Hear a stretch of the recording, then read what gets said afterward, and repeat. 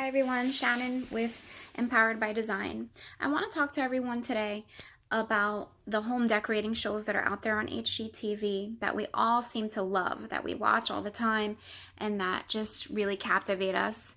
I love them. But for many, it's not realistic. You have to have like so much money to be able to do these projects. And, I just can't help to think about all the people that we have these flipping shows.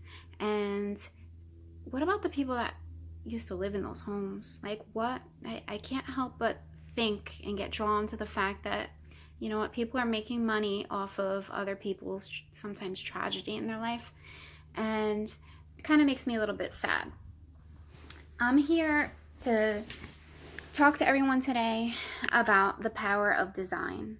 Um, I know that a lot of people must watch those shows and love them, but then feel like, oh my God, I live in this crappy house. I'm never going to have anything nice. And it's not true. You can have a beautiful home just like what you see on TV, but you got to put in the work. The first house that I ever bought, I was a single mom. My daughter was 5, turning 6 years old, and I couldn't afford much. I'm a teacher. I ended up buying a foreclosure. And you walked in and you couldn't even believe the smell. The smell was just rancid. Water had been coming in from the basement. Um, but beyond that, I saw such beauty in this house. And I know that whoever had lived there before must have really cared, because there was beautiful things in there, beautiful hardwood floors. The kitchen, there was a lot of like beautiful moldings. There was a pond that we uncovered that was like completely overgrown by shrubs and grass, and I always wondered like what happened, why. Clearly someone really loved this place and really put a lot of work and effort into it, and what happened. Maybe they just couldn't afford it anymore. I don't know. Maybe people lost their jobs. Maybe a lot of tragedies happen to people. But don't feel defeated wherever you live, whether it's this small little box of a home or this big mansion. Don't look. I want everyone to gain the courage to be able to go out there, buy a can of paint, organize. The biggest thing that you can do to transform a room is painting it. Start with paint. And organization. Make sure that you organize the room. You don't want to have a lot of clutter.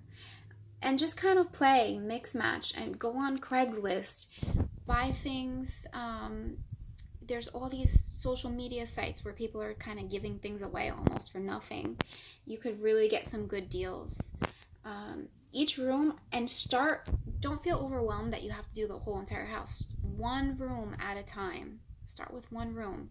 What I like to do is I like to go into the room. I like to sit there, kind of get a feel for it. I picture in my mind where things will fit the best, and I go from there. If I do have a little bit of money to buy things, I get a few things that I think will look nice. I bring it, I put it in the room. If I don't like it, I return it. I try to always repurpose. I have 3 daughters, so my girls, whatever the oldest one has, gets passed down to the youngest, and I try to just transform it in a bit of a different way. But I'm telling you, when you put that hard work in and you transform, you could take something that's so plain and ugly and cluttered and you make it beautiful. The feeling that you get is like no other. In this room that I did, and I did a video on Minnie Mouse in my daughter's room, like I transformed this room. I come in here and it makes me feel so happy. It makes my daughter feel so excited to have a room like this. It's like stepping into Minnie Mouse's room. It really is just exciting. It's a great feeling, and it just makes you see that you can do things in your own life. Do you want a certain job? Go for it. Don't give up. Put that hard work in. Hard work pays off.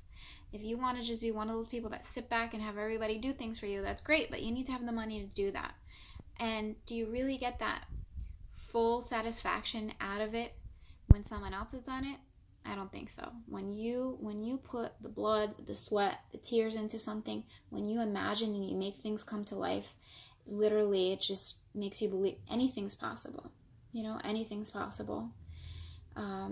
So if you'd like to check out some of my designs in my house, I have a blog that I created. It's called empoweringbydesign.blogspot.com.